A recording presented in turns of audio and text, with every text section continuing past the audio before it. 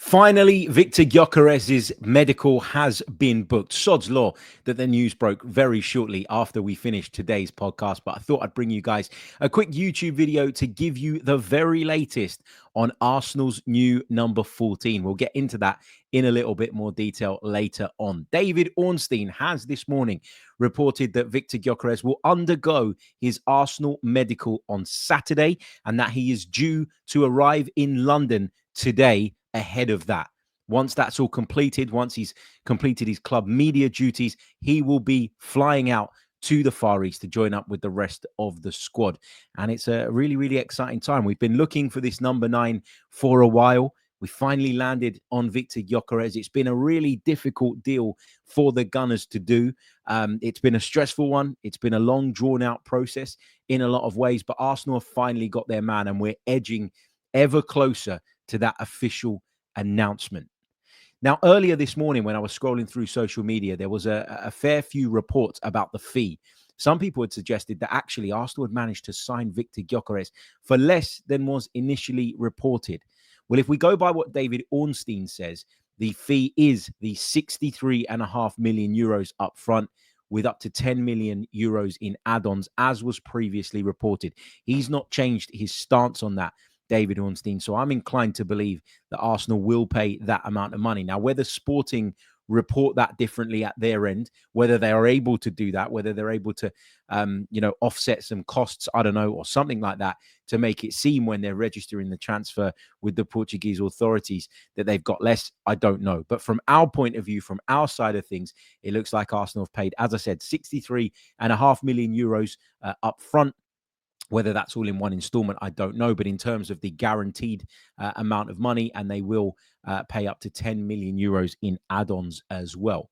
So Viktor Gyökeres has officially been given permission by Sporting to travel to London now to undergo that medical. And that was something we hadn't had yet. We heard about lots of sort of reports that were coming out of Portugal saying that he was already on his way to London. There was a picture going around, wasn't there, a couple of weeks ago of Viktor Gyökeres seemingly in a London airport. And I remember rubbishing that and saying, well, if he's in a London airport now with the temperatures the way they are, and he's wearing that thick coat, he must be sweating. Is that his way of trying to get into shape? Who knows? But it looks like he is on his way to London today, on Friday, and he'll be ready for that medical to take place on Saturday before hopefully heading out to join up with the rest of the squad. Now, there was some hope that Viktor Gyökeres would make his Arsenal debut against Newcastle United in Sunday's friendly. That feels very, very unlikely now.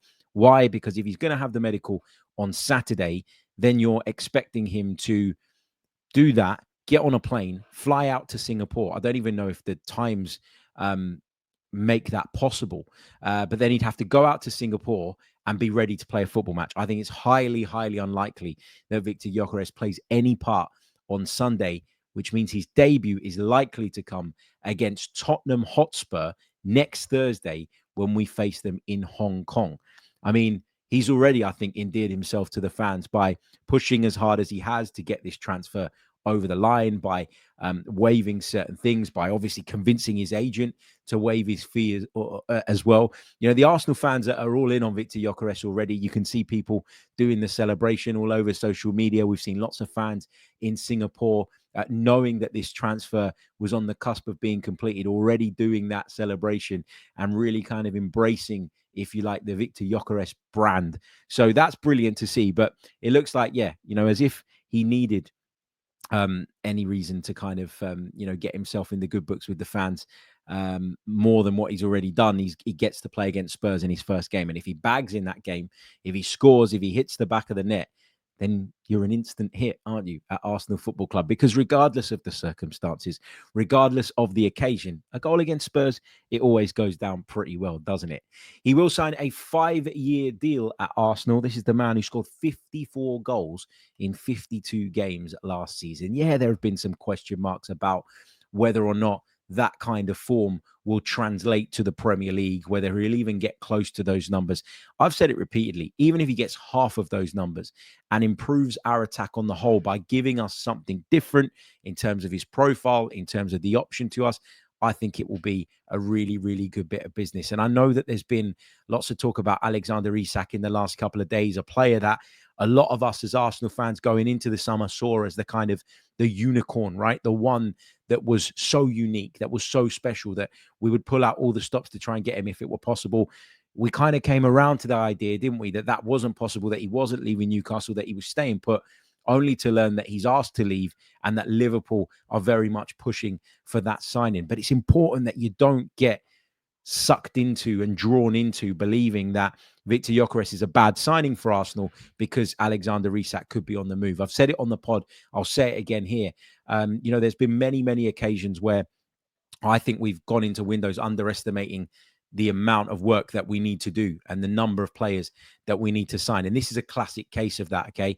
Arsenal went into this window not just needing the striker that everybody was talking about, not just needing another attacker in the wide areas. We've got that wide player now in Noni Madueke, and we've got Viktor Gyökeres. I personally still think that we need one more.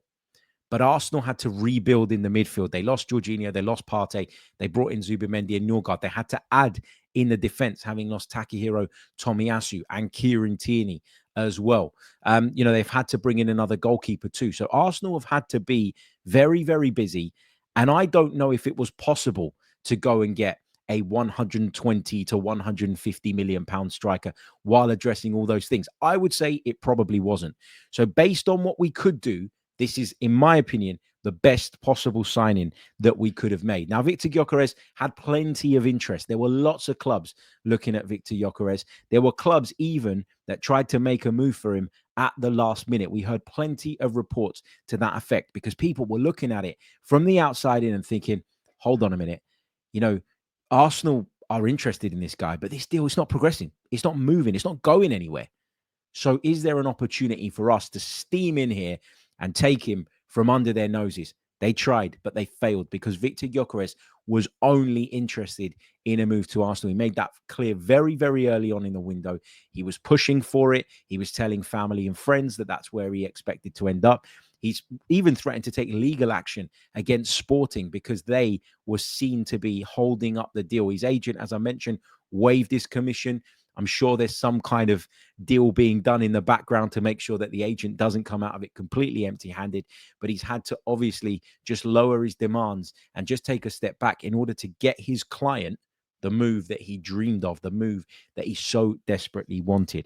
I mentioned that he'll be wearing the number 14 shirt, an iconic shirt at Arsenal, because Thierry Henry, our all-time greatest goal scorer, wore that shirt and served us in it with such impeccable levels of quality. And, that shirt will always be iconic. I know Theo Walcott wore it. I know Eddie Nketiah wore it for a bit. But for me, it'll always be associated with Thierry Henry. And I think given the numbers that were available, the 10, the 14, I think 14 is the right fit. I don't think Gyökeres is a 10. And if we go and get Eberechi Eze, which I'm hoping we do, maybe we can give him the 10. Who knows?